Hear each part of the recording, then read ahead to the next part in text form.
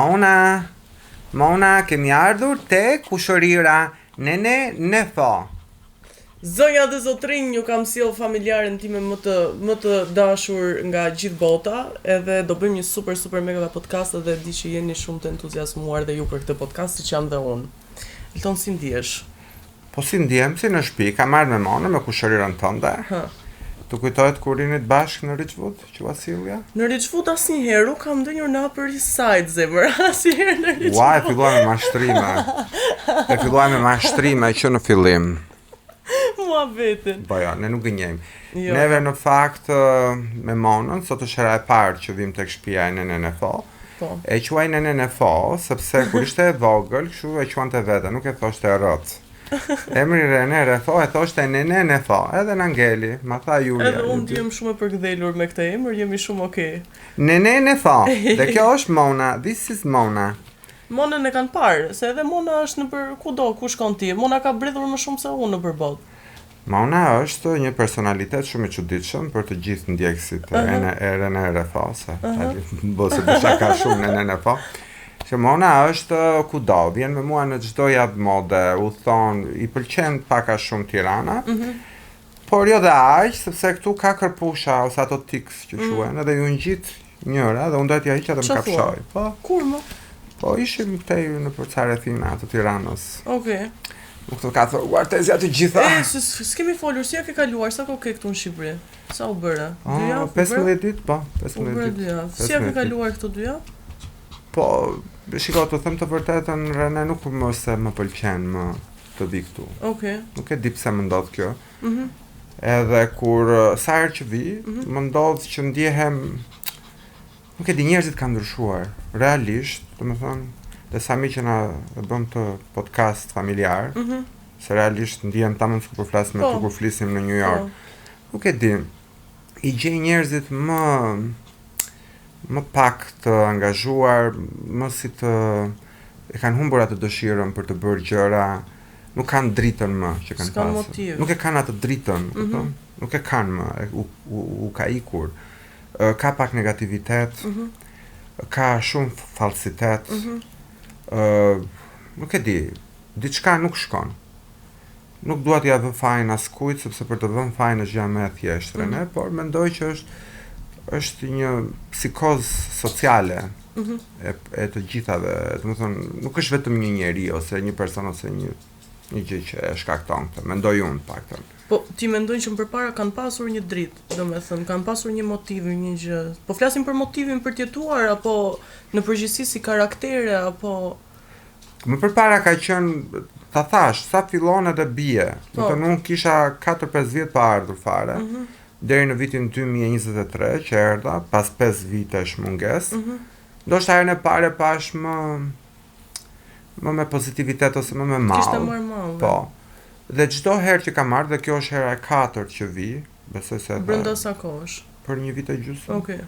Dhe gjithmonë e gjej më mirë nga ana e infrastrukturës, pra shikon rrugë të mira, shikon ndërtesa të mira, shikon makina të mira, njerëz që përpiqen të bëjnë biznes, por mentalitetin shoqëror e gjen në regres. Dhe është e çuditshme, edhe këtë po diskutoja edhe me një mikën time para disa ditësh, si ka mundësi, sepse Shqipëria po bën hapa, domethënë për sa i përket politikave, integrimit në Bashkimin Evropian. Ti e shikon që Shqipëria përmendet më mirë në arenën ndërkombëtare, ndërkohë që ti kur vjen këtu, shikon, sidomos çuna, djem ose burra, le të quajmë, të veshur njësoj. Pra të gjithë i vura re copy paste kanë ato xhinsat, kanë ato xhupin buffer, ato që ka qenë në vitet 90, dhe një bluzë e cila çuditërisht është më shumë më gjatë se sa xhupi. Dhe janë të gjithë njësoj. Asnjë ndryshim. Mona, hajde këtu. Hajde më këtu se na bën shurëm. Hajde Mona, se nuk i dëgjojmë dot ato pukat. Hajde të marr mama këtu. Hajde këtu. Mona, hajde shpejt, hajde këtu. Pra, shikon ka u mendoj që është një psikoz e të gjithëve, e rini sidomos, e cila po bën një regres. Dhe ky regres është në mentalitet. Pra mundësit i kanë, në krahasim me që kemi pasur ne në vitet e mëparshme, Këta i kanë të gjitha, kanë rrjetet sociale, kanë televizione që i ndjekin nga të gjitha shtetet, që përfshirë ato amerikanet.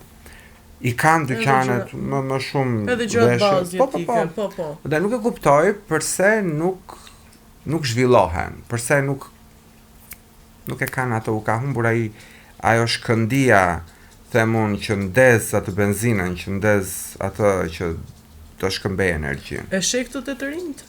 Të rinjt, pra. Të rinjt kanë, nuk e kanë ato shkëndijen, pra. Nuk e kanë, u mungon ajo. U mungon ajo shkëndia, pra, të rinjve. Po, e keti një analist tënden që mendon se pse ka ndodhur kjo, do me thënë një aludim, le ta quajmë, se ndoshta fikse nuk e dim, po një që mendon ti që pse ka ndodhur kjo gjë. Ta marrim çikatë se na shkëmbi. Hajde këtu ti, hajde shpejt. Se po zhurma. Po i pinte ujin colit. Po pinte edhe ujin colit. Po. Hajde këtu. Hajde. Po falë se këtë presin. U bëte çik bashkë, fare. Mos të çaj kokën. Të zhishën fare? Jo, më jeta je super. Kështu, në vazhëm ku e lamë. Hajde këtu, hajde mama, hajde. Okej. Ta fillom aty ku e lamë? Okej. Ajo që mendoj unë është që rinia, dhe po flas për rinin 20 vjeç e poshtë, më thonë. Hajde me mik 25 e poshtë. 25. E ka ndryshuar dhe qasjen ndaj absorbimit apo marrjes së të res, modës, mentalitetit ndërkombëtar, sidomos perëndimor, sikur ka filluar i bën një blok. Edhe si thash, edhe më përpara ishte edhe pjesa e mentalitetit të res. Pra, po ta shikosh me një mikën time që fola para 2 ditësh, për një çështje tjetër përveç modës, më bëri shumë përshtypje, dhe këtu nuk dua të keq gjykohem, ose të keq kuptohem, ose të mos shprehem unë si duhet, po shikoj një rini e cila po mbulohet. Unë po shikoj goca me shami. Më ka bërë përshtypje e rini, që përsëri dua ta bëj prapë si parantezë, disa crazy jemi ne të dy, po. Nuk e kam problem ta them mendimin tim tu, po nuk dua që politikisht të keq interpretohem. Shikoj rini që bëjnë iftar. Në rinin tonë nuk bënim iftar. Unë nuk e dija çfarë ishte Ramazani. Domethënë unë jam bektashi. Muslimani bie. Te nuk e kishim këtë. Tani rinia shkon iftar. Do thënë, herën e tretë që era, herën e katërt, unë shikoj që flitet shumë masivisht për Ramazanin, gjë që është shumë e mirë, sepse unë besoj në Zot, ndoshta jo, nuk bëj Ramazan. Po më ka bërë përshtypje. Domethënë, rinia shqiptare agjeron, which is fine, që është në rregull. Por nuk po merr si duhet ato të perëndimit. Mos ndoshta në rinin shqiptare perëndimi po shikohet me zhgënjim, kjo hap shumë diskutim tani. Mos ndoshta e kanë parë dhe nuk ju pëlqen. Mos ndoshta mënyra se si jetohet në perëndim, në SBA, në Mbretërinë e Bashkuar, në Francë, mos ndoshta nuk e duan. Do të kam shumë pikë pyetje rënë. Kam shumë pikë pyetje dhe këtë e them për e parë sot me ty. Më ka bërë shumë përshtypje. Nuk i gjykoj, nuk i paragjykoj, nuk kam asnjë gjë se ata jetojnë kështu, jam shumë cool te kjo pjesë. Po më ka rënë në sy një gjë që tani vajza 20 vjeç që bëjnë iftar. Dhe pastaj në darkë dalin dhe pinë alkool. Nuk bën sens, mua nuk ka bërë kur sens kjo ideja që një muaj të vitit janë të shenjtë dhe tër pjesën tjetër pastaj bëhet se unë mendoj që po e bëhet tamam, domethënë. Gjithsesi këto pastaj është. Po pse ti vërtet mendon që do bëhen të shenjtë se mbajtur Ramazan një muaj? Jo, se mendoj fare këtë gjë, mendoj që është thjesht një gjë që ndoshta i bën të ndihen më mirë me veten, e kupton? Me thënë, nëse unë kur isha e vogël thosha, o Zot, po mora 10 nesër do t'i bëj detyrat gjithmonë, edhe kjo njësoj më duket si ide, kupton? Po, si ç'a mendon për këtë pjesën e meshkujve këtu, të gjuajnë ty? Të gjuajnë kështu në rrugë ose me social media nga i ke ato sulmet më së shumti? Në rrugë s'kan ku më gjej njerëz, se ti di që unë dal me security, me bodyguard. Po. Tani rrjetet sociale janë. Tani mua më shkruajnë shumë djem, shqiptar. Problemi është që ata shkruajnë me profile false, nuk janë ata. Dhe që aty mbaron filmi me mua, sepse unë nuk dua të di me kë flas. Ka aplikacione, për shembull, unë jam gay, tani aplikacioni gay është një aplikacion Grindr që unë mbaj kot aty se unë ti e di që Tezja është e martuar. Dhe nuk i lejo të bëj kështu gjërash. Po jam kurioz. Po tani, seriozisht jam kurioz se kjo çfarë nuk bën këtu. Unë jam thjesht kurioz. A ka Grindr këtu në Shqipëri përdoret? Patjetër që ka. Okej. Po. Me lokacion këtu. Lutem hajde këtu. Lore, se ajo ka podcast, mos u bëj kaq selfish. Shiko, ka Grindr është kudo aktiv. Me sa di unë Grindr nuk është aktiv në Koren e Jugut. Okej. Nuk aksesojnë në Japoni. A s'ke bërë fashion show ti në Kore? Po, kam qenë. Okay. Dhe e di që nuk funksionon. Domethënë që të futesh në Koren e Jugut në Grindr duhet të jepje të dhëna ekstra, identitet. Ndërkohë që Shqipëria në këtë drejtim është shumë vend demokratik. Pra, qeveria shqiptare nuk e ndalon këtë gjë. Domethënë të gjitha qeverit nuk e kanë ndaluar, kështu që mos të bëjmë qaf kote kjo pjesë. Domethënë këtu çdo gjë është e lejueshme dhe sa mirë sepse është një demokracisë. Por ajo që më bën përshtypje mua është që vetë të rinjt, dhe pse i kanë këto aksese, këto mundësi, futen me profil falso. Pra vim prap tek pyetja e parë, që çfarë i ndalon këta ose çfarë i ndalon të rinjt të mos përkrahin të ren edhe ato që është më e mira nga perëndimi, po shkojnë në lindje. Pra si thuash, djem që unë jam interesuar, që thjesht jam kurioz, që ta bëj syre, se na ndjek edhe burri, Kristiani, këtë intervistë, futen me profile falso dhe rrjedhimisht unë nuk mund të takoj njerëz të cilët nuk janë ata që janë në të vërtetë. Ka shumë. Shqipëria atë do të pyes. Ka shumë, po. Shqipëria ka shumë biseksual, ka shumë gay, ka shumë njerëz janë kurioz, djem, burra që janë kurioz. Dhe kjo ka një shpjegim Rene, se ti e re. Ne jemi një vend mesdhetar. Në të gjitha studimet që janë bërë, vendet mesdhetare si Shqipëria, vendet ballkanike, që lagën nga mesdheu, Italia, Turqia, Greqia dhe vendet e Afrikës veriore, që është, do të thënë se deti mesdhe është ka një karakteristikë, ka një natyrë shumë të ngrohtë dhe shumë misore për të bërë një jetë më të shfrenuar dhe më të lirshme. Se vetë kushtet natyrore. Për shumë New York në dimër nuk mund të dalësh si të duash, vetë -20. Është tmerr. Kështu që edhe nga ana gjeografike, po edhe nga ana historike, Shqipëria gjithmonë ka qenë mikpritse ndaj seksit me persona të njëjtit seks. Ka qenë dhe pak në kohën e perandorisë osmane, dhe po të lexosh me vëmendje historinë dhe mënyrën se si menaxhohej, ti dëgjon për herë parë edhe harem me meshkuj, nuk ka pasur vetëm harem me femra. Pra është normale që ka. Po, absolutisht. Domethënë nuk është diçka që wow e tha tani Eltoni, ja tham besës së vet tani edhe ja, ç'a familje janë këta. Po kjo është e vërteta. Po. Është edhe teoria e Freudit që thellë gjithë janë biseksual në momentin e duhur të caktuar çdo person ka tendenca biseksuale. Freudi mund ta ketë thënë këtë, po unë kam një mendim tjetër dhe them që unë kam thënë diçka në anglisht është nobody is straight. Okay. Pra askush nuk është straight, ndoshta. Po, që ka që vetëm një gjini. Po, dhe ti e di ti vjen nga New York dhe ne në New York nuk kemi labels. Pra nuk kemi etiketime. Edhe gayt në New York nuk duan të etiketohen si gay. Po. Pra ka ndryshuar. Pra no labels, jo etiketime. Që në momentin që nuk ka etiketime, shoqëria është më lirshme, më pranuese. Dhe të mundohet të jetë sa më pak të jetë mundur përjashtuese. Dhe ta nisim nga kjo në Shqipëri. Në New York flasim për më pranuese, tu të themi sa më pak që të jetë mundur përjashtuese.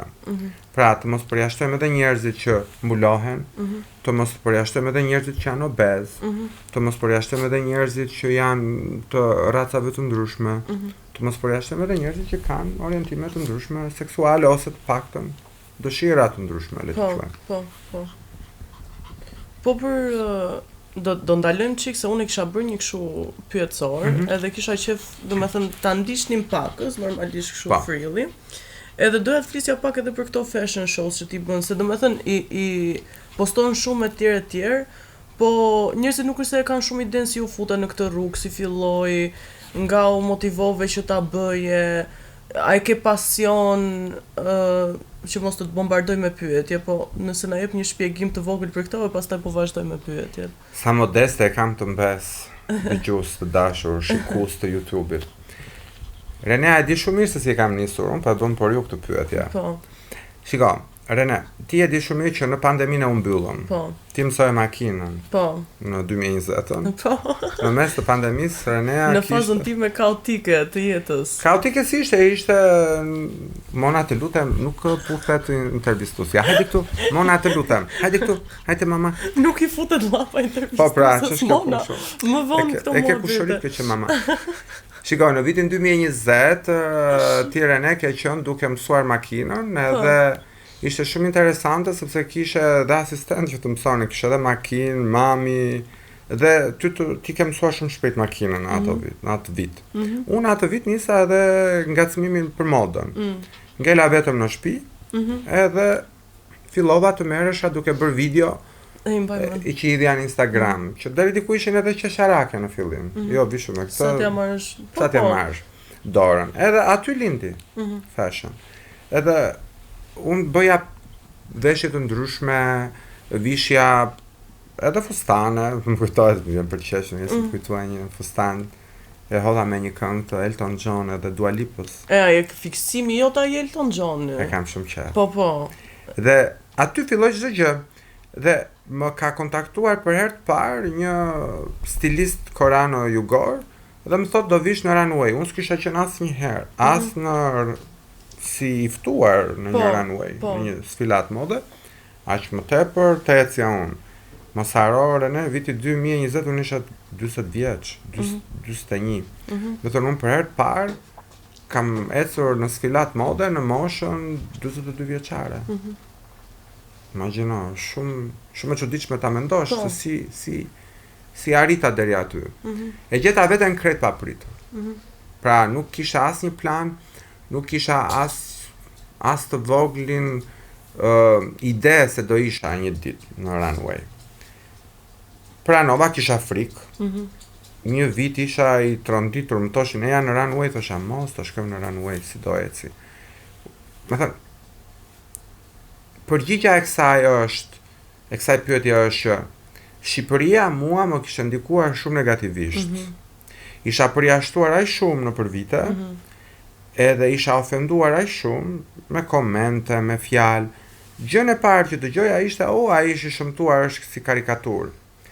Dhe sa më që hap kjo temë, sepse të gjitha gocat, vajzat e reja apo çunat dhe djemt që marrin ofendime online, thjesht do t'i ignorojnë. Se shqiptarët kur të shajnë, do të thotë ju të duan. Po. Se kështu e kanë. Po. Të dua moj qëne, thonë të pele. Po. Që këtu kuptojnë që është pjesë e kulturës. Të dua moj qëne, të hëngsha këtë, të hëngsha të. Pra, ti kuptojnë që nuk e kanë me butësi, e kanë me pak kafshërore gjën. Dhe i ndjesha i përjashtuar, dhe thosha, unë të eci në runway. Frikë. Nëse pranova me shumë frikë, mbaj mend kam qenë me Julin. Me mamin tonë. Po. Në Spring Studios, do me thënë nga rruga. Po. Unë edhe Julia shkuam në Spring Studios, ku unë hapa dhe mbylla shfaqen. Dhe kur kam mbaruar shfaqen, Rene sinqerisht, se nuk isha si këto pjeshkat që keni ju këtu, se ju këtu keni inflacion modelësh, make-up artistash, blogerësh, që nuk kanë lidhje fare dhe nuk kanë identitet. Po. Dhe isha edhe i trembur pak nga ky inflacion i modeleve që në fakt ishin thjesht punonjës së seksi. E them hapur, më falni. Thjesht bën një foto, e montonin atë foto në Instagram dhe quanin vetëm modele. Unë nuk e dija çfarë ishte modelingu. Kështu që kur mbarova shfaqjen, edhe pse mora shumë lëvdata dhe shkruajtën shumë media, unë nuk besova që dola mirë. Dhe mbaj mend kemi qenë makinë me mamin tënd me Julian, dhe i thosha unë të dal më në këtë, kjo është çmendurimi Juli, po si më le të dilja moj. Juli jepte makinës me qetësinë e vet deri në kështu. pa më linte të dëgjoj. E kam parasysh atë Pa më tha silent mua, treatment që ti jep ajo. Jep të makinës, po vinim nga Brooklyn, po vinim të shtëpia juaj. Po si më le më Juli, unë të dalë më në kategorike. Ajo që më dëgjonte kështu po, jep të makinës. Pasi më tha, po jepi kohë vetes ta, se nuk është shfaqja nesër tha. E tjetra është në fund të moj Mona, mos piu jashtu moj ti. Moj Mona ka reverse sneezing quhet. Hajde këtu se po bëjmë I ndodh kjo? Po. Okej. Hajde këtu të keqë mama. Hajde shpejt tu. E po ik fligju mandej. Hajde mos shiko ashtu si autike, hajde. Jo, autike, e presim të pjesë. Atëre, kjo pjesë do të prerë. Ajo që më bëri përshtypje ishte që Juli pati shumë o Mona të lutem. Nuk e dija këto këmbët e kësaj. I dëgjon? Zbesoj. Dëgjon shumë? Hajde këtu. Pauzë 2 sekonda. Këto janë- Ta vëre çik të nkaj. Okej, bëjmë çik pauzë po. Hajde, nuk po shkojmë, më? Çohet Mona se ngeli. E lam tek modelingu, po.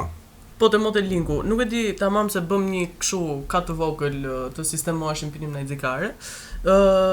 Nuk e di tamam ku e lam, po pyetja ime është ma ke thënë gjithmonë këtë, Eltoni gjithmonë më thoshte mos din televizor dhe tundësh këtë këmbën se ma hoqja trurin, thoshte. Po s'ke faj se me ata që dilin në televizor ti dhe të dyja do t'i kisha tundur. Tamam. Të merr. Negativitet. Keqën. Ata, ti ajo ty. Po. Te modelingu e la. Po, te modelingu. Ta përmbledh shkurt, po, okay. që të mos të haj kohën me Po. këtë. Thjesht mendova pas shfaqjes se nuk do dal më.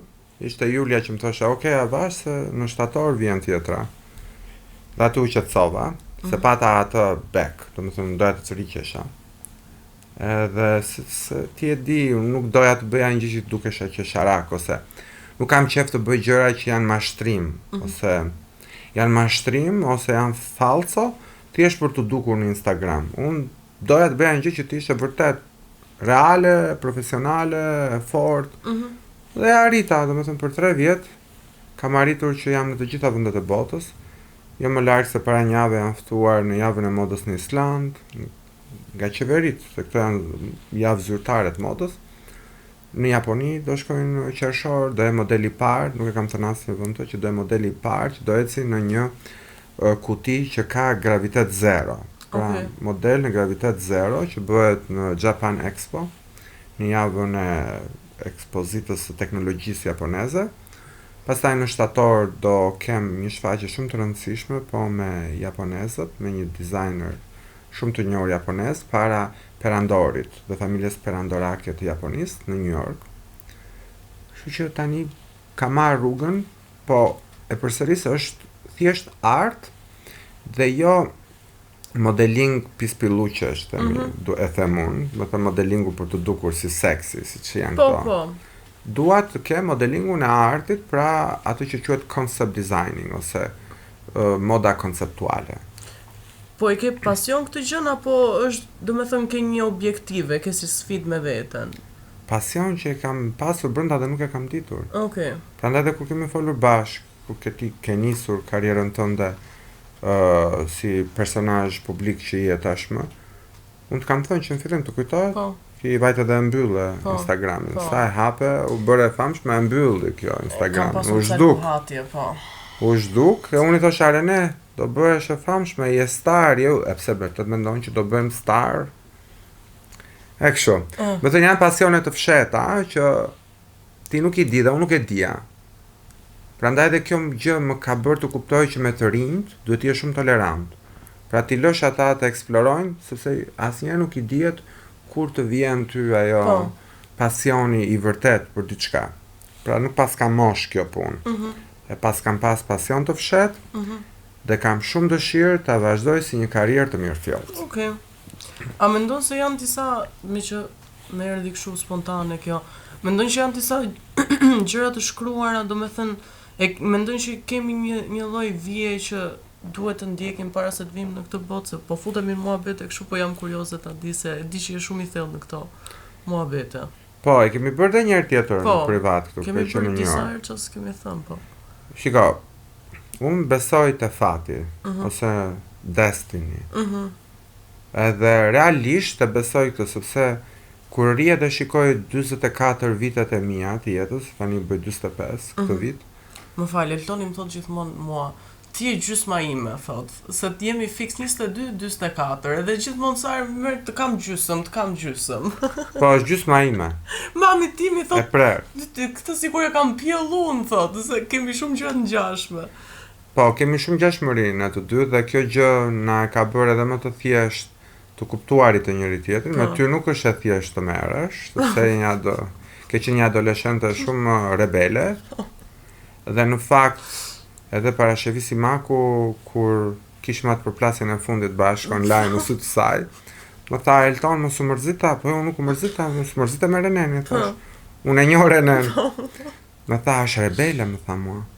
E të pa dhe emisionin, edhe më tha, ua, tha, sa rebele është, tha, dhe duke qenë rebele, tha, do ketë shumë sukses, tha, se dhe Madonna ka qenë rebele, më tha, edhe shumë artistë të njohur amerikan, qoftë edhe të medias, do të thënë se ti akoma në kërkim të vetes, për këtë gjë ti je sigurt, ti ndoshta nesër mund të jesh aktore, mund të jesh këngëtare, mund të jesh çdo gjë.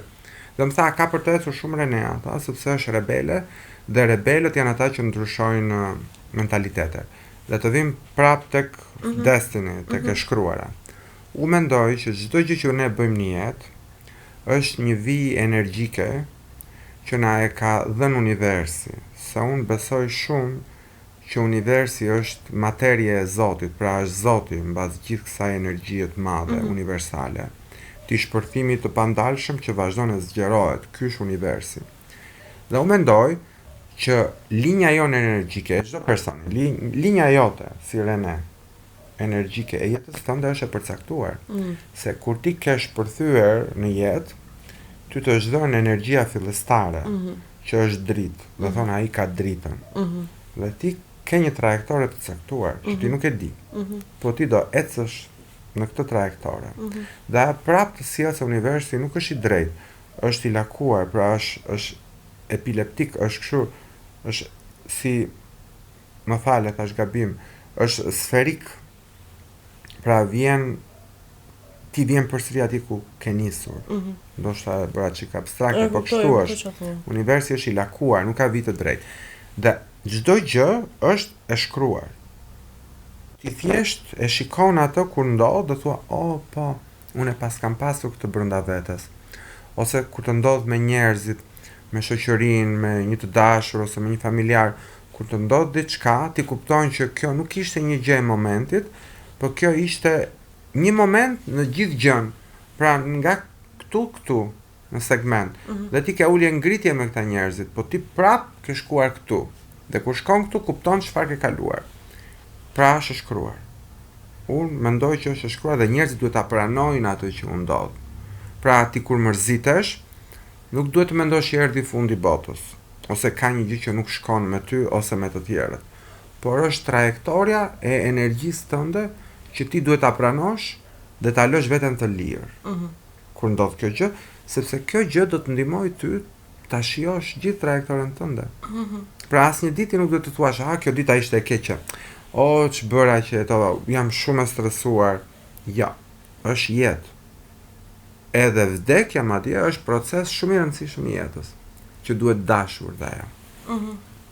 Dashuroj kur flet shumë. Ta dhash gjatë, po... Jo, u knaqem me këto.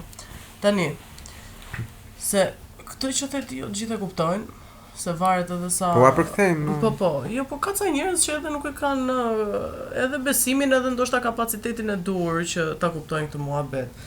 Ama t'i japim çik sipërfaqe edhe këtyre njerëzve që nuk e kuptojnë. Ne dalim te tema që kanë interes të gjithë në Shqipëri, çdo njeri që ekziston. Tani, pyetja e parë. Tema, legët. Parat. Pyetja e parë. E konsideron veten që ke shumë lek, pa krahasuar me njerëzit e tjerë. Pra ti si Elton, si ndihesh? Shiko, çështja e paras, se lek është Albanian currency. Po, okay. Domethënë, është valuta shqiptare. Currency, jo currency. E ashtu e them, se a kjo filloi me këtë dialektin tim. Flas me dialekt anglisht. Shiko, ideja është e tillë që paraja është përkthimi ose është shëmbëltyra e të gjithë asaj që ti bën në pasqyrë, pra është pak edhe jo reale, se paran ti merre atë, Po, ta futesh në gojë nuk të shijon. po, Se do na bëjmë meme këtë ta futesh në gojë. po. Ta futesh gjithë tufën tënde, të ke qentezja, nuk të jep asnjë shije, madje është e pistë. Ka shumë baktere. Ideja e paras është më shumë mendore. Edhe vetë ekonomia nuk është diçka e prekshme, më thënë si koncept po flas, se kuptohet pas sa ka ndërtesa gjëra. Pra, është më shumë psikologjike. Në momentin që ti vendos të bëhesh i pasur, çdo njeri duhet të ketë një plan. Pra, nuk është thjesht dëshirë, është plan. Është dëshira në fillim, pastaj ti dëshiron të bësh një plan, të bësh të plan duhet të mendohesh, duhet ta shkruash në mendjen tënde, ndonjëherë të ulesh ta shkruash me dorë. Dhe bën një plan të mirëfillt edhe karriere, e cila do të sjellë ty dhe do të përkthehet jo me një herë, se të rinjt duan lekët dje. E kuptoj. Do marr disa kohë, do marr disa vite që ti të bëhesh i pasur, i e pasur. Pra do ketë kohën e vet. Po. Më kuptove? Pra nuk është diçka që vjen rastësisht. Në momentin që ti mendon që ka ardhur rastësisht, ke gabuar. Do t'i ndajmë disa grupe njerëzit që bëjnë para. Okej. Ata që punojnë fort dhe e kanë paran me punë, me pasion. Dhe puna këtu ndahet në artist, inxhinier, etj. Ka nga ata që merren me krime, që unë askujt nuk ja këshilloj këto, sepse ajo është një para e cila është me bazë krimi dhe nuk të bën ty të ndihesh as krenar, as ti meritosh ato dhe aq më tepër të ndihesh i qetë me veten. Se gjithmonë e ke ato frikën do më vinë do mi marrin. Do vi ai, do vi ky, do vi shteti, do vi rivali dhe ndonjëherë kur bën parat me krim ti ecën dhe mbi jetë njerëzish, mbi dëmtimin e jetëve të tjera. Pra nuk është një para e mirë. Edhe pse duket sikur është me shkëlqim, it's a big no. Po. Është ja. Po. Paraja në bazë përfitimin, përdorimin e tjetrit, që është masive këtu. Vajzat të reja që e shikojnë bërjen e paras nga çunat, nga djemt, ose ka dhe djem që përpiqen t'i bëjnë parat nga gratë, që kanë pushtet dhe para. Për mendimin tim, nuk është e mirë. Nuk dua t'i gjykoj përsëri, është zgjedhje, se edhe punonjësit e seksit punë bëjnë në fund. Japin trupin atyre për të bërë para. Por nuk është forma e dur. Dhe ta them të vërtetën, ndoshta aty publiku nuk të njeh sa të njohun. Dhe ti je e vetmja vajzë që unë njoh, që në dukje është shumë transgresive dhe ti je, por ti gjithmonë ke dashur t'i bësh vetë paratë tua. Ta nuk ta njohin tanë, ta njoh unë. Pra, dhe kjo gjë shembulli yt që ti vjen e vërtet në videot që bën, është që bën ti vjen shumë e vërtet se ty nuk t'i intereson fare çfarë mendojnë të tjerët, sepse ti nuk del nga shtëpia dhe thua, do t'i marr këtij lek. Si jam në shitje. Mia nuk je në shitje, po dhe të duash të shes shty më xhanti të vret. Kjo është Simona. Çik ta prekësh kafshon. Domethënë nuk ku të pranon kjo. Gënjen mëse unë veç të puth ty, pse bën kot? Ti të puth? Kot. Puth me raste. Është koti. Jo, e kam fjalën që ti nuk je një njeri që shitesh edhe blihesh. Po, kuptoj. Kjo është shumë e vërtet. Dhe te parat ti bëjnë njerëzit vetëm me punë. Pra siç po punon ti tani, je në punë, më ke ftuar këtu te shtëpia jote e bukur, po bën këtë studion, që e ke improvizuar vet, që je menduar për ta bërë këtë gjë. Pra, kjo është një big bravo, domethënë kjo duhet bërë. Pik, domethënë çdo para tjetër është e dëmshme, shtrëmbron karakteret, shtrëmbron shoqëritë. Do zoti na dëgjojnë këto goca dhe këta djemë të rinj, që të ulen të punojnë. Po. Dhe të vajnë të bëjnë tufa me para. Po mendon ti që çdo person? Një sekondë vetëm se ta spostoj çik më mëra pak këtë. Stori në një vend edhe ty. S'kam Mendon ti që çdo kush është i aftë të bëjë lek nëse do, nëse ti futet asaj rruge? E do të rroç? Ja. Unë kam në karrierën time dhe si person, domethënë dhe si karakter, unë nuk besoj te barazia. Okej. Te barazia për sa i përket aftësisë. Unë jam gjithmonë shumë kapitaliste kjo pjesë. Pra, te pjesa që jo të gjithë njerëzit janë bërë për të bërë të njëjtën gjë. Dikush është për të bërë punë të rëndomt.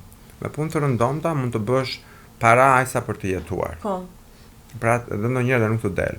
Domethënë ka njerëz të cilët janë të lindur për të bërë para. Pra kanë gjenin e themun të bërit para. Për shembull, në Amerikë kemi shumë shembuj të njerëzve që ti kur i shikon në pamje të parë thua, "Oh, ky ka bërë para?" Ose ky është duket si nerd. Marrim shembullin e Elon Musk. Për shembulli më ideal për të marrë për shembull për gjeninë të bërit paras. Po ta shikosh pamje të parë, nuk ta mbush fare mendjen. Kur kam takuar unë maman e tij në runway, në sfilatat e modës dhe në Cannes, ajo më ka thënë një fjalë për to që është djalë shumë i zgjuar, tha. Dhe realisht ajo është gjeni për të bërë para, sepse e di se si mund të bëhet para, e di se çfarë kërkon tregu, çfarë kërkon mentaliteti i tregut. Dhe është genial, po ta shikosh në jetën e tij private, ai duket ndryshe. Ka njerëz si tani dhe nga xhelozia e godasin. E thonë, "Oh, ky nuk është mirë mendërisht", ndërkohë që ai është shumë herë më mirë mendërisht se sa duhet. Pra, ta përmbledh. Paran nuk mund ta bëjnë të gjithë. Se po ti ishte kaq e le, do ishin bërë gjithë pasur. Pra, paraja shkon tek mendjet më të zgjuara. Përse përket paras pastër. Kurse paras pist, siç e thash edhe më parë, jam kundra, nuk të çon asgjë kundër. Okej, që ta mbyllim këtë temë vetëm me një pyetje të fundit. Më thuaj 3 kriteri që mendon ti që ka një person që ka potencialin për të bërë lek. 3 fjalë.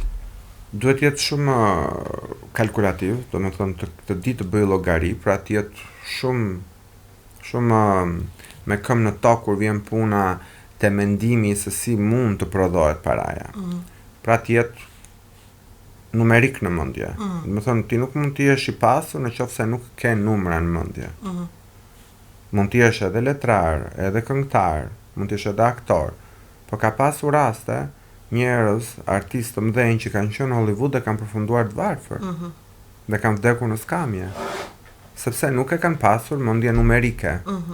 Ka pasur raste që janë artistë dhe me mendje numerike, pra që dinin të llogarisnin, dinin të shikonin shifrat në të ardhmen, të cilët janë miliarderë tani. Pra, ky është kriteri i parë. Kriteri i dytë është puna. Pra, ti duhet punosh fort. Asgjë nuk të vjen dhurat. Haroje. Dhe e treta është mirënjohja. Pra, ti para nuk e bën dot vetëm. Dhe duhet të jesh një partner i besueshëm për të gjithë partnerët e tjerë të biznesit, por edhe klientët. Se në fund fare, ti paran e fiton duke shitur diçka, bën diçka, prodhon diçka. Momentin që ti nuk je mirënjohës, qoftë për partnerin, qoftë për blersin, atëherë ti kthehesh në një figurë të urryer për të tjerët dhe humbet terrenin me të cilët do luash të bësh para. Pra, rinia duhet ta ketë parasysh sidomos mirënjohjen, sepse mos mirënjohja është gjëja më e keqe që i ndodh njeriu. Dhe sidomos në shoqëri post-komuniste, ku të gjithë mendonin që ishin të barabartë, mirënjohjen e kanë zero, sepse atyre u jepte shteti, pra ata bënin punë kolektive dhe mendonin që ai e ka për detyrë, nuk ta ka askush për detyrë. Kto janë, sipas mendimit tim. Okej. Do flasim pak për këtë, e di që folur e stërfolur, po ndoshta një këshill për çunat në Shqipëri që janë gay edhe kanë frikë të dalin ose çfarë të bëjnë, si ta menaxhojnë, çat të bëri ty për shkakun që të dilë dhe të thoje, "Ok, un jam proud që jam ky që jam edhe kështu jam un." Çfarë do t'u thoje të bënin? Përgjithsisht, shoqëria shqiptare ka frikë. Është shoqëri e frikësuar. Dhe nuk është vetëm çështja tek orientimi seksual, është edhe meshkujt që nuk janë gay kanë frikra. Edhe vajzat që janë jo lesbike kanë frikra. Por kjo është e shoqërisë shqiptare. Po të vim te komuniteti LGBT, frikrat janë ato që i bëjnë ata të t'i tërsohen dhe të bëjnë një jetë mizerabël, një jetë jo reale. Unë kam parë kohë të fundit shqyqur Zotit, ose duhet parë gjysmë plot gota, që ka të djemë dhe vajza që vetë deklarohen pjesë e komunitetit. I kam ndjekur së fundmi dhe në këto reality show që bëhen në Shqipëri. Por ajo që më bëri përshtypje në të gjitha këto vetë deklarime, ishte që nuk erdhi natyrshëm. Unë kam qenë në shtëpi në New York kur kam parë rastin e një burri që u deklarua gay, edhe qante. Tani kur do vi fundi që të dali dikush edhe të thotë jam gay dhe të jetë krenar dhe të jetë i kënaqur. Po. Nuk e kuptoj se ajo që jepet dhe na këto pak shembuj është e vështirë ti jesh gay, se gjithmonë do kesh një dramë, se gjithmonë do jesh i dhunuar, se gjithmonë do jesh i bullizuar. Domethënë praktikisht këta po na thonë dhe po e thonë të rinjve që më mirë rini fshehur se ti jesh gay është punë e vështirë, është dramë. Jo. Pra duhet të vi natyrshëm, pra dal jeto jetën më. Dil jeto jetën, shijoj jetën tënde. Të pëlqen një mashkull kape më. Përqafoje. Po. Kape nga dora. Kape nga të duash. Pra është shumë e rëndësishme që të jetosh i lirë. Jo të dalësh tani në televizion e të qash. Unë s'mbaj më të kem qarë. Kam qenë gay e kam pranuar që në vitet 90, ku të tjerë nuk e dinin çfarë ishte gay. Me thënë ndoshta e dinin, e bënin, po nuk e pranonin. Po. Tani viti 2025, ti shikon shembuj që vinë edhe jepen në mënyrën më të shëmtuar. Me thënë, se kuptoj pse duhet të qash. Me thënë, ti vetë ke zgjedhur ti është ky. Pra jetoj jetën tënde. Lëri pas para gjykimet e të tjerëve. Ti a e bën seksin si gay? Se këtë s'kuptoj. E bëjnë dhe fshehura si kur i ka zënë njëri me gur. Nuk besoj se do t'i zënë me gur. Shoqëria shqiptare ka ndryshuar. Po. Pra le të relaksohen, të jetojnë jetën e tyre, të dalin. Tani nuk po them të puthen në publik, se ndoshta edhe çiftet e tjera nuk puthen në publik. Po të shijojnë jetën, të dalin, të bëjnë qef, të keni të dashur aty. Ta provojnë një, si u eci i pari, tek i dyti, nuk është fundi botës, tani se po bëjmë sikur jemi Po. më besimtar se Zoti. Zoti na ka krijuar të tillë. Zoti na do të gjithëve. Është natyrale kjo gjë. Është natyrale, po patjetër që është natyrale, se Zoti Jo, se na ka krijuar. Nëse na ka krijuar gabim Zoti, Po. atëherë ti kthehemi Zotit. Po. Ti kërkojmë llogari. Domethënë, do të përdorur pak logjika. Nuk kam pse qajnë, nuk kam pse fshihen, nuk po bëjnë krim. Në Republikën e Shqipërisë ti jesh gay nuk është ndaluar me ligj. Shqipëria do hyjë në BE, do ketë pasaportë europiane, deri në vitin 2030, kur Shqipëria do jetë pjesë e BE-s, do ketë martesa gay në Shqipëri. Se çfarë mendojnë këta, do hyjë në BE me konservatorizëm? Jo. Po. Dhe marrin dhe shembullin e Amerikës. Amerika nuk po i përzë gay. Unë gay jam i deklaruar, në administratën Trump e mora pasaportën. Pra, nuk është kështu se trem media shumë. Jo, mos e bëni këto, jo, mos e bëni ato. Po. Pra, relax, chill. Have sex Po. on beautiful life. Po bëni seks e jeni shumë të frustruar, jeni keq. Janë shumë keq, janë të frustruar keq, Të frustruar janë. seksualisht. Shumë. Kanë qenë kështu. Janë edhe nga ky frustrimi kanë edhe pastaj mirë këtë etjen, po kanë edhe një mungesë edukate kundrejt kësaj gjëje, domethënë nuk din të qasen, nuk din të Frika të heq të gjitha shqisat për të bërë dhe gjërat minimale. Imagjino kur ke frikë, ti ndonjëherë ka njerëz që kanë frikë të dalin nga shtëpia. Kështu që frika ta heq ato shqisën e çdo gjëje, sidomos pranimit të vetës, që është gjëja më e rëndësishme. Me thënë, aty fillon gjithë problemi, frustrimi, aty fillon dhe urrejtja. Se për çfarë urrejnë? Ç'a i duhet atij, se ç'a bën komshiu përballë, për shembull. Nuk ka lidhje fare me të. Domethënë është frika. Domethënë pak a shumë shoqëritë që janë të friksuara janë si ato kafshët e egra, të cilat çdo gjë që lëviz e quajnë sikur janë rrezik. Më thënë, imagjino sa instiktiv janë ende, dhe sa të prapambetur, më kej se kafshët të zbutura. Se kafshët e zbutura, për shembull Mona, e kupton, ka aftësi dhe shqisa, të kuptoj që për shembull Renea dhe Eltoni e duan, dhe nuk janë rrezik, dhe ajo na pranon edhe pa pellush, pa fër. Imagjino, kafshët janë më të zhvilluara se ne në disa drejtime. Ne kur shikojmë një njeri me ngjyrë, unë shikoj komente këtu, Eltoni është martuar me një njeri me ngjyrë, se s'do të përdor fjalën që përdorin. Pra nuk kanë shisa, fatkeqësisht. Edhe s'kam parë. Ke pasur momente ti, domethënë që kur je vetë deklaruar etj që të kanë influencuar për shembull komentet, se tani e di që s'është se ta ha shumë, po më përpara nuk e di si a ke qenë ndikuar ose ke pas ndonjë koment që ke thënë, ok, më mërziti ky ose në një moment kështu. Ti ke pasur? Me thënë të drejtën nuk është se kam pas. Po ja, njësojemi. Ta Ta bëra këtë pyetje sepse ti je shumë më ngjashme me mua. Ne nuk na ka plasur ndonjëherë. Ta themi shkurt. Me thonë, nuk është se kam vrarë ndonjëherë mendjen se ç'kan menduar njerëz se si njo. Se dikush që shkruan ose flet mbrapa një ekrani mua nuk më ka interesuar. Po dhe njerëz që kam dojtur, që kam pasur miq, në thonjza ose shok ose familjar, kur ata kanë menduar ndryshe, nuk është se më ka kërcitur shumë, se nuk do isha ky që jam. Kur më thoshte ndonjë i afërm që pse e hoqe vetullën se gocat i heqin. Mi thoshon, po gocat kanë vetulla dhe unë kam vetulla, kush ndryshimi? Qime për qime, hiq 1, 2, do të më janë dukur gjëra absurde. Ose jo, kjo veshje nuk është për ty se ka ngjyra, se roza është për goca. Këto janë rregulla që i vendosin shoqëritë. Se po të ecin sipas rregulla, po ikin Arabiun edhe po veshat fustanin e bardhë që mbajnë këta në kokë. Se ta fustane kanë, po ta mendosh. Mua më lindë drejta të pyes, pse arabët veshin fustan? Fustan është. Do thuash ti kanë poshtë, nuk e di çfarë veshin ata poshtë me motor, po. Kurioz jam.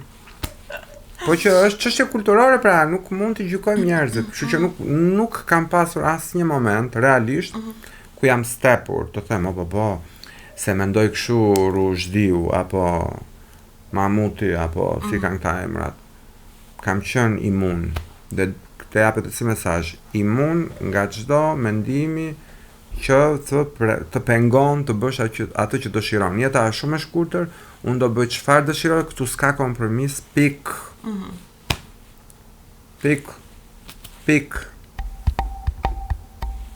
Ja, shikojnë të. Si e përshkruan? Një sekundë në vetëm. Qa për në bë? Marrëdhënia jon, mendon se është në rritje apo mendon se jemi të afruar mjaftueshëm? Marrëdhënia me dhe teja. Shiko, ti e di shumë mirë që unë e tham, ti e gjysma ime në mosh, je vajzë e re, je në formi me sipër, kuptohet që marrëdhënia që kam unë me ty është marrëdhënie gjaku se unë të kam besën time. Kështu që unë me familjen time jam shumë familjar, në kuptimin që aq më tepër ata që kanë një mbiemër ose ata që kanë lindur nga ata që mbajnë një mbiemër me mua, unë jam shumë territorial, pra te familja. Më ngele qefi, mërzitem, po unë prap kthehem te familja, jam shumë familjar. Te kjo pjesë ndoshta jam konservator. Marrëdhënia ime me ty është duke u zhvilluar, sepse të dy po rritemi, unë po rritem në një drejtim tjetër, ti në një drejtim tjetër. Mendoj që do jetë një marrëdhënie e mirë, po marrëdhënia ime me ty është e vërtet. Kjo është ajo që është e mira e kësaj. Kuptohet, do kemi momente dhe kemi pasur dhe do kemi dhe në të ardhmen mendime të ndryshme. Qasje të ndryshme. Po mendoj që është një marrëdhënie e vërtet, është një marrëdhënie që do shtohet, do bëhet më e mirë, ti si vajzë e re që je dhe që ka të botën tënde dhe je një vajzë e zgjuar, dhe këtë ta them vërtet, jo se je njeriu im, po je një vajzë e zgjuar, kuptohet që ke pikpyetje, po s'pate pikpyetje nuk mund të zhvillohesh. Ndoshta edhe në jetën që ke pasur, je përballur me njerëz që nuk e kanë merituar as të rinë afër, dhe ke zhgënjimet e tua, dhe kjo është mëse e mirë që të thuhet hapur, dhe të rinjtë e tjerë të dëgjojnë, se ndonjëherë ne bëhemi agresiv ose territorial ose vëm blokad, se s'kemi pasur çdo eksperiencë të bukur, apo jo? Kur ti dikush të vjen dhe të godet çdo mëngjes, ti do presësh në ajit e nesën prap. Dhe ndonjëherë, jo se ka qenë rasti yt, se ti i rreth të tjerët, po të duan, të kuptojmë. Kjo të shqyen. Ideja është që ti mësohesh me një rutinë sjelljeje dhe ti pret që të gjithë të sillen ashtu. Është normale. Kur ti shikon në një botë që janë të gjithë negativ, ti ke pikpyetje kur të vjen pozitivi, se thua po të vërteta ket ky kështu. Siç më the një herë, pse ti mendon vërtet që unë do bëhem star, jo ta thash kot. Po patjetër që e mendoja. Po ti duke pasur një terren xheloz dhe negativ karshi teje, se janë xhelozër, se ti vlen, prandaj ata merren me ty. Mendojnë që dhe unë se kam të sinqert. Është normale. Dhe këtu më lind mua puna dhe detyra, qoftë psikologjike, qoftë emocionale, që të binë ty që dale, sepse unë jam ndryshe. Pra nuk fitohen dashurit, qoftë edhe familjare, me detyrim. Ato fitohen me besim dhe me kohë. Kështu që do shkoj më mirë me motor, patjetër. Mua më bëhet shefi që më ke marrë për keq edhe ato të mia, do të thënë ma kupton nga vi, e kupton nuk më ke marrë edhe në një. Po pse budallaç këtu duka mund? Po mirë, okay, po se ndonjëherë edhe unë për shembull mund të kem kështu shpërthime. Ja, impulsiviteti i momenti. Po mirë ja bën keq as shpërthen, ke gjëra brenda. Po. Më keq je kur nuk shpërthen. Po. Rene, njerëzit që s'kan shpërthime do të thotë janë bosh. Po. Një njeri që shpërthen ka gjëra plot. Dhe unë edhe me Julin kur kam folur për ty, dhe i kam thënë unë Renes nuk ngelet kur qefi, sepse më kujton veten kur kam qenë, se unë kam qenë dhe vazhdoj të jem rebel. Kam edhe unë shpërthime. Po. Kështu që shpërthimi është gjë e mirë. Nuk më ka ngelur kur qefi, përkundrazi, kam dashur që të t'jap kohë të kuptosh veten, mua, në fund të fundit rëndësi ke ti në këtë histori, jo unë, sepse ti je në zhvillim, kështu që unë nuk do t'isha fare i drejt nëse do të kërkoja llogari. Do të tregonte që unë s'kam botë. Jam me një botë shumë të vogël dhe shumë selfish, shumë jo e drejtë, më kupton? Pra ne duhet jemi kështu edhe ti kur të vesh nesër 30, 40, 50, kështu do ta kesh qasjen me motorinë. Ta mbash mend mos ta haro. Okej. Po, mendoj që edhe ky fakti që e kuptojmë njëri tjetrin ndihmon shumë në marrëdhënien tonë. Nëse po s'u kuptove, pastaj mos ta kuptoje ti që unë shpërtheva se 1, 2, 3, 4 arsye, edhe ti do ishe qasur në një mënyrë negative. Patjetër, aftësia për të kuptuar dhe vetë ti kur kupton që shpërthen, do të thotë që ti je vetë kritike. Pra ke aftësi të kuptosh veten. Se ka njerëz që janë një shpërthim jetësor, tërë jetën janë në shpërthim. Janë një vulkan që nuk ndalen. Pra janë smur. Ka një problem. Kur ti shpërthen dhe e kupton, të riqesh te vetja, vlerëson, rivlerëson, ndryshon, shpërthen prapë, është normale. Dhe kjo është veçori e njerëzve të zgjuar, që kanë IQ. Pra shumë e qartë, ata që nuk kanë shpërthime dhe janë shpërthim tërkohën ose nuk shpërthejnë fare, kanë një problem. Ose janë të fshehtë, ose kanë probleme psikologjike të teksuara, ose janë të dhunuar nga familjarët e vetë të tjerë. Pra janë raste të dëshpëruara. Mami, si është? Mami im është e sëmur me Alzheimer, ti e di, është në fazën e fundit të Alzheimerit, kuptohet është një sëmundje shumë e keqe për ne që kujdesemi për të. Është sëmundja e shekullit, sepse dhe e gjatësia po rritet, mami është 84 vjeç. Ajo që më ka bërë të kuptoj kjo sëmundje, është që ata janë si fëmijë, kthehen si fëmijë, si bebe, si foshnjë. Pra, ti kur lind, nuk i ke të gjitha lëvizjet motorike dhe aftësinë për të kuptuar çdo ndjesi trupore, qoftë dhimbje, qoftë kënaqësi, qoftë perceptim.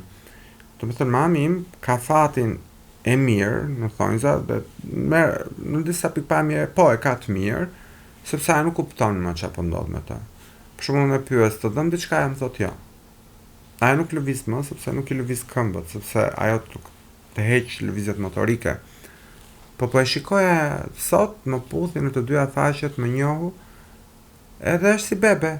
E marrim, e shplajm, e veshim, e shtrim. Është si bebe, është e lumtur.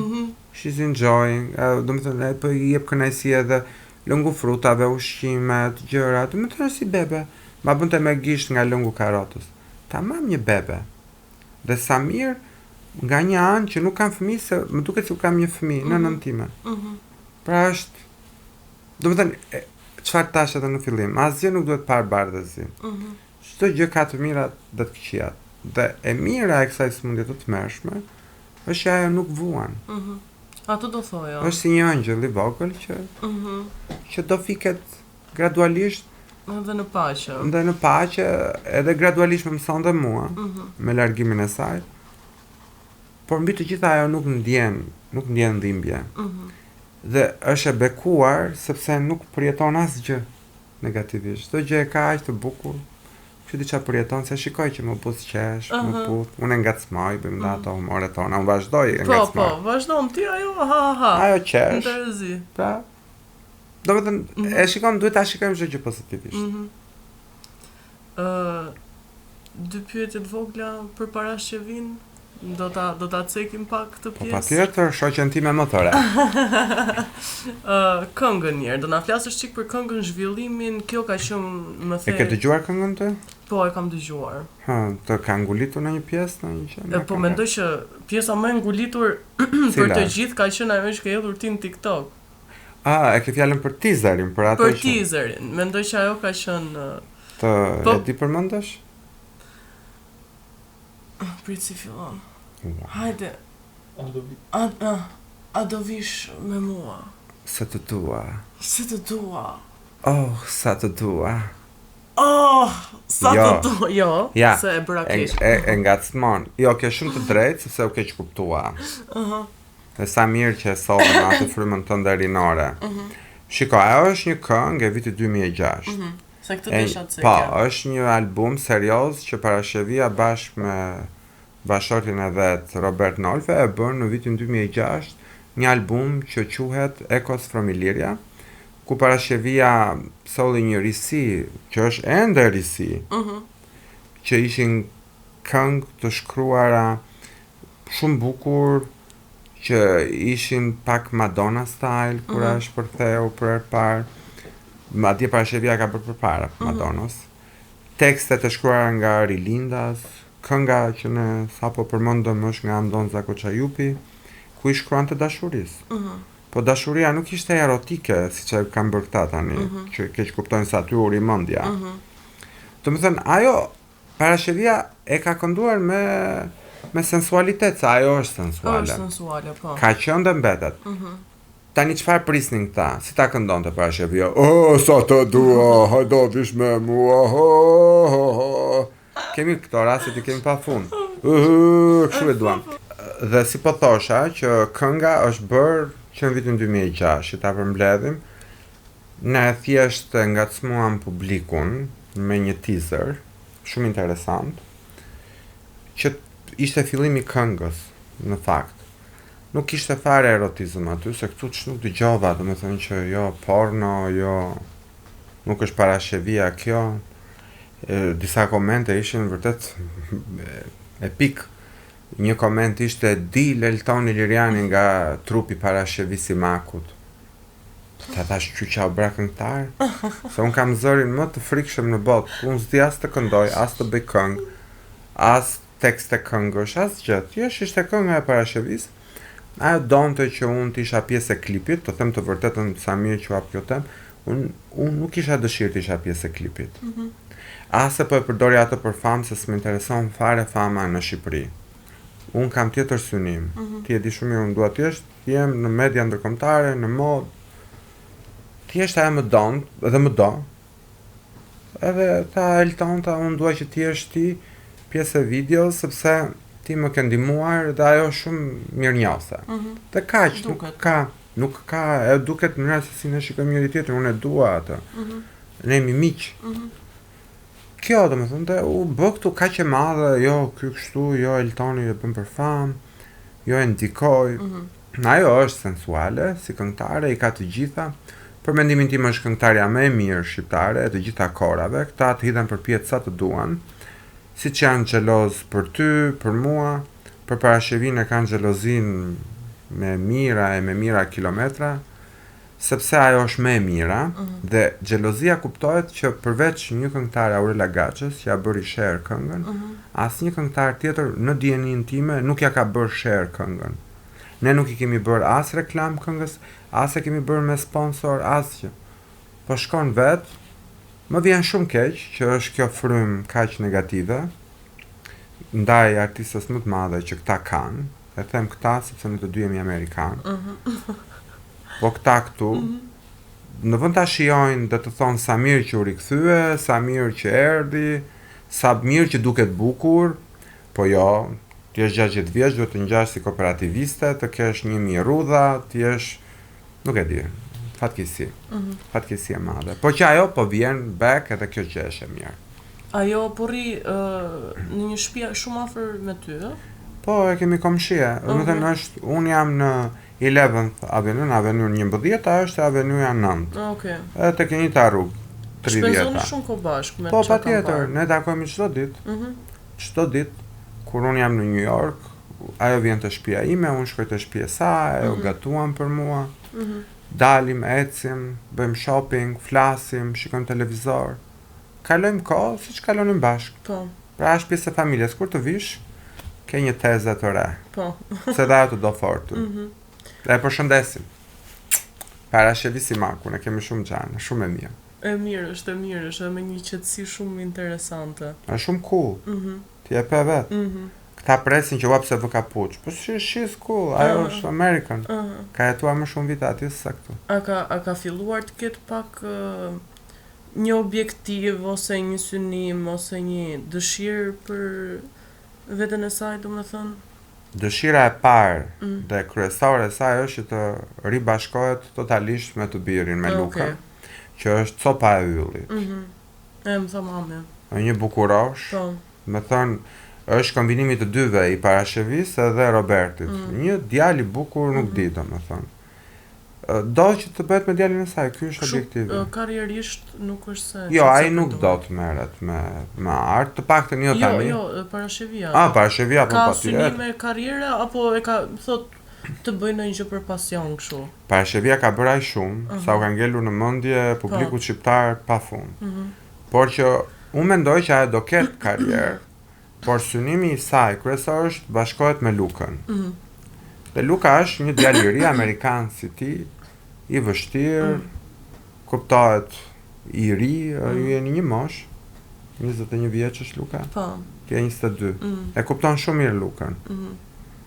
Dhe është pak e vështirë dhe për të sa të ambientohet, sepse 15 vjet nuk e kishte parë maman e vet. Ti e kupton vetë kur shikon babain tënd, shikon shumë rrallë. Ke atë ngërçin, që edhe pse e ke takuar çdo vit pothuajse. Po vim tek karriera, unë mendoj që Parashevia kur të qetësohet edhe pak, të ketë edhe marrëdhënien me të birin, do bëjë gjëra shumë të bukura. Ka ide shumë të mira. Ajo është shumë avangard, shumë e përparuar për kohën, për moshën që ka. Po. Nuk është si këto këngëtaret këtu që i keni kështu me kompjuter. Po. Me buzë të bëra, me kështu. Do të thënë është tjetër gjë. A mendon se i bëri mirë apo keq kjo lëvizja direkt nga rruga, le ta themi, në luks? Parashevia ka lindur e varfër, u bë arriti majat në Shqipëri, shkoj në Hollywood, ti e di çfarë do të shkosh në Hollywood me Stan Dragotin, Xhibelushin, vizitonte komplet elitën e Hollywoodit në LA. Kështu që ishte ka fundi to the stars, që thot ajo, në yje, nga yjet shkoj në rrugë, dhe nga rruga po vjen prapë të yjet. Me thënë, edhe dëm, si që mendojnë shqiptarët, nuk i bën se ajo ka qenë, edhe më lartë, se ku është tani. Ta me thënë, ajo tani është shumë herë më mirë se që ka qenë 4 muaj më parë, por ende nuk ka shkuar ku ka qenë. Pra nuk është se do shokohet Parashevia, i ka parë. E thota, I've been there, I've done that. Domethënë Kam qenë dhe i ka bërë, të gjitha. Pra, e ka pasur si CV jetë këtë domethënë, nuk let ngritjet mund. ka qenë herë e dytë që ajo ngrihet. Mendoj që do jetë hera finale e saj që do arrijë aty te nuk do bie. Mendimin e Zotit, ë. Çdo gjë është mendimin e Zotit, ajo është shumë besimtare. Beson në Zot. Besoj që do jetë shumë mirë. A është parashevia seksualisht aktive? Jo. Jo. Jo, parashevia është një njeri shumë i dedikuar ndaj bashkëshortit të saj. Dhe unë të pyetja kam bërë dhe unë, se edhe unë jam i stret si të. Domethënë dhe unë isha ngacmus. Se ke parasysh të ndikon dhe media, Po. një femër aq e bukur, një artist aq e bukur, shkëlqen, Po. kupton? Dhe unë për parashevi ke pas të dashur. Ajo ma bën të sa shtur.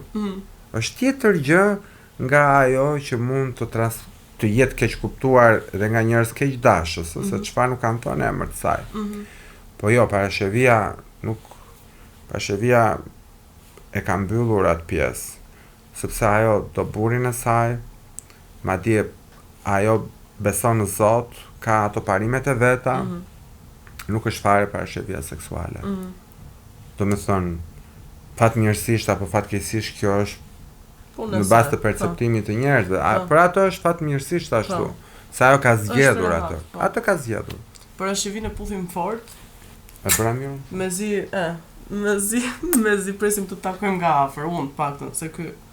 Unë që do bëj si silli tani, don't behave silly, më thotë mos u sill kështu thotë. Zoom. E bëri zoom piro? Ti si ke qenë këto kohë me aktivitetin? Cilin aktivitet? Fizik. Aktivitetin fizik? Me aktivitetin fizik. Unë jam i martuar, tezja është e martuar me Kristianin. Jo, nuk thash gjë me kë. Thash si ke qenë me aktivitetin. Po mirë kemi qenë. Tani edhe unë po ka rënë pak si parashevia. Se dhe unë po bën të vetën mosha. E kuptoj. Po, në një aktivitet kush e di jo. Këtu jo e jo njëherë. Sepse s'ma lejon edhe statusi i martuar. E kuptoj. Mua më duket sikur më sa të njohun ty, që mendoj se të njoh shumë mirë. Po.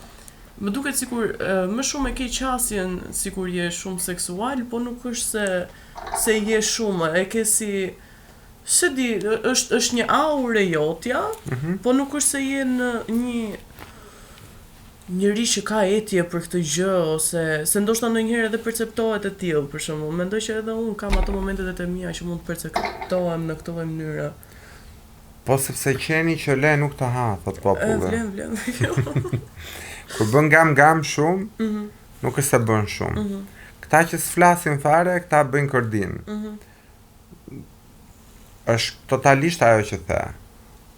Unë kam një pamje, do më thënë, të gjithë njerëzit që më qasen, mendoj që unë bëj seks për ditë, bëj grup seks, pi drog, pi alkohol, s'ka lidhje fare. I shturur. Unë nuk jam fare kjo. Unë fle herët, nuk pi alkohol, nuk marr drog, nuk më pëlqejnë orgjit, madje i kam inat, jo inat, do më thënë, nuk është. Më vjen për të qeshur vetëm ideja që mund të jem unë pjesë e njëri, imagjinon, aty me dy të tjerë. Ishte shumë kaotike. Unë që do bërtisja si çmendur, kuptimin për të tallur, për bërë humor, e shikoj më shumë si humor. Nuk më duket fare seksi, nuk më është fare të rejse. Jo, nuk jam ai që dukem. Madje personat që më kanë pasur marrëdhënie, më kanë thënë e prisnin diçka tjetër. Thash, ç'a prisnit ju? Nuk e di çfarë presin. Ndoshta e kompensoj në një mënyrë tjetër, me emocionale, me artin që mere, me punën, se duhet jesh edhe pak dyst të kesh kohë për këto gjëra. Normale. Se duhet të dalësh për ditë, unë s'dal për ditë. Po. Duhet të jesh edhe single, unë nuk jam single. Po ja ta zëm se kam qenë single. Dhe kur kam dalë, kam pas shumë momente që kam pasur ngërshte, kur të dëgjoj ty ndonjëherë që thua këto historitë me këta, them mos e Eltoni kur ka qenë i ri. Edhe intimidoj njerëzit. Intimidohen shumë. Kam intimiduar çuna të tipit që vinin dhe dua t'u kthej përgjigje edhe podcasteve të para që keni pasur me disa vajza këtu që thënë këtë temë që pse ngecin. Ngecin se intimidohen. Sepse është krijuar përshtypja që duhet ta kenë femrën apo atë që bën femrën nën vete deri diku dhe të dhunuar, gjë që neve nuk i pranojmë motor, se ne këtë dhunojmë, se për shaka. Kuptimi që nuk nënshtrohemi, që nuk kemi lidhje me këto gjëra. Jemi rehatsh si jemi. Nuk kuptoj. A të pëlqejnë më shumë të huajt apo shqiptarët? Ku e ke parë veten që je qasur më shumë, domethënë? Patjetër të huajt. Domethënë të marrëdhëniet më të mira e kam pasur me të huaj. Edhe dashurinë e parë e kam pasur të huaj, Kipriot. Edhe burin e kam amerikan. Kështu që vetë kjo tregon. E ke pasur më shumë qasjen andaj, jo? Po dhe ta zëm se do t'i kisha më shumë qef shqiptarët. Cili djalë shqiptar do dilte hapur me mua. Po. Ti e ke gjithë showbizin me gay. Shumë e vërtetë. Të gjithë. Po. Me thënë tani mos pyesni kë. Pyesni kush nuk është. Po. Do me thënë jo kush është, po kush nuk është. Të gjithë i ke gay, të gjithë janë të frustruar, të gjithë hahen me veten, hahen me të tjerët, hahen me femrat, me vajzat e reja, janë gay, bëhen gay të këqij me motor. Edhe shkruara përshtypja që gay janë intrigant. Sepse janë të fshet. Tani ç'më duhet mua një çun i tillë? Ku do dalë të vi në dhomë ai të më takoj mua i fshehur? Nuk ka logjik, pra, edhe logjistika që të bëhesh me një shqiptar për një gay është totalisht e pamundur. Imagjino pastaj kënaqësia e kështu. Pa le kur kanë edhe një thashë them tjetër. Po kur thon të gjithë gay shqiptar janë të gjithë aktiv. Domethënë ta ua bëjnë. Asnjëri nuk ua bën këtyre. Dhe të gjithë janë motra, Po. Të gjithë e hanë. Vetëm unë jam i deklaruar. Dhe këta që u delu rëshket që dolën që janë gay, unë ja bëj aty. Po. E të mërshme. Do me thë nuk di. Do me thë ta ktheva përgjigjen me ka gjatë për të kuptuar se nuk është se jam racist. Se unë jam shqiptar vetë. Jam lindur shqiptar, nuk zgjodha të jam shqiptar, zgjodha të bëhem amerikan dhe jam shumë krenar që u bëra. Edhe ti besoj e krenare.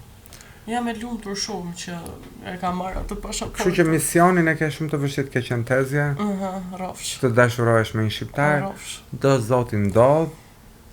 Po kam përshtypjen që do vish në Amerikë edhe Ashtu. do të martoj me një amerikan të mirë, do bëjmë dasëm tamam si njerëz. Po. Do t'i kemi krushit njerëz. Po. Nuk do na gjykojnë, se Jo. jemi dhe familje e përbërë. Që hajde eksperimento këte edhe eja, të presim. Puta unë këtu me eksperimentime. Po përpiqu dhe këtë verë, me besim, mos i thuaj, mos u intimidoj, thuaj. Po, tamam mos u intimidoj. Mos hajde për mua që më ke parë online, i thuaj. Eja për mua të më kënaqësh mua, i thuaj. Po. Ta thësha me fjalë tjera. Po. Jo, s'ka gjë, ishe shumë korrekt, Korrekt, shumë preciz. Mosha që të ka shijuar më shumë. Të 30-at. Okej. Do me thënë nga mosha 30 deri në 37 kam qenë shumë aktiv seksualisht. Isha gati çdo moment. Okej. Tani nuk e di se Çfarë bëhem dot gati. Po. Më del gjithmonë një gjë, o përtoj. O them o nesër. Pastaj kapem pas një fjale. Pastaj kapem me detaje që dikur nuk i shifja fare. Po. Shenje keqe, po bie më duket. Një fiksohesh kot. Po është edhe me mosh kam Unë kam përshtypjen. përshtypjen që edhe i ke kot justifikime. Pra. Ja fut vetes për ton bytha edhe Fiks. Ajo është pra ta thash përtoj. Edhe ajo që them përton. Po. Sa të përdor? Po. Që po përtoj ajo? Nuk ka nerva njëri fare. Po pra. Ajo pyetet e Sa fare. të do kënaq? Po. Aman selam na, më do thon bo. Na. Nga kanë gjarë kjo vajzë. Po atë përdor mi motor. Po përtoj ajo që the ti, me këtë çat bëj. Se për para s'përdorim gjë. Po. Okej. Unë edhe një 3 pyetje të fundit kam se ka vajtur gjithë ky podcast. Një nga to, kuriozitet që kam përshtypjen e kanë shumë njerëz, a do vish të jetosh në Shqipëri, a do të jetosh në Shqipëri, si e ke qasjen? Me këtë vizitën e fundit një herë, vendosa se asnjëherë mos thuaj asnjëherë, por mbi 80% ja. Okej. Sepse nuk kam çfarë bëj këtu. Nuk mund të kem një jetë. Nuk besoj se do vi ndonjëherë të jetoj në Shqipëri. Okej. Kështu si vizitor do vi, si turist. Kisha një dilemë në fakt, kur po bëja procesin e naturalizimit që do bëhesha amerikan, dhe isha 50-50. ku do ri në Shqipëri, apo do ri në Amerikë. Dhe mendova, Elton, ti po bësh Amerikan, pra, momentin që unë bëj një gjë, nuk do ta bëj gjysmë ose thjesht për të dukur. Një tash vetes, përderisa do shkosh do betohesh, Po. do jetosh në Amerikë. Kështu që unë e kam vendosur të jetoj në Amerikë dhe nuk besoj se do jetoj këtu ndonjëherë. Okej. Po mirë, më mërzit që kjo, ose do jemi, po nëse edhe unë do vi qik më shpesh edhe ti vjen shpesh. Po ti do vish atje, se do rishtu me këta. Po. Do gjesh burr ti këtu. Po. E ja, mi matër, se E si nuk ta e unë di do gjesh kish, ti. unë s'po gjej dashur, do gjej burr. Nëse. E pra, Me keq. ja do keq. vish. Këtë do vish të vizitosh sa po të vish në New York, e thua do të blikisht. Për atë Ne. shokun tim. E, E kam një shokande. si bën kjo seks me ato. Okej. Janinës që pa në sytë. Kjo që duket kështu. Kaq kisha, Okej, nuk po jap na ka- detaje. E mirë se nga fundi i intervistës është kjo. Një pyetje e fundit. Çfarë është një gjë që njerëzit e mendojnë për ty dhe është miskoncept? Do me thënë ti nuk e ke fare atë gjë, po njerëzit e mendojnë vazhdimisht. Shumë gjëra. Mhm. E para njerë mendojnë që unë i bëj gjërat për dukje, gjë që nuk është fare e vërtet, që këtu fillojmë mirë. Mhm. Në Shqipëri njerëzit nuk ishin mësuar me idenë e një gay të suksesshëm. Dhe gjithmonë vinin në pikpyetje çdo gjë që unë bëja. Qoftë edhe sukses, qoftë edhe parat, qoftë edhe kompaninë.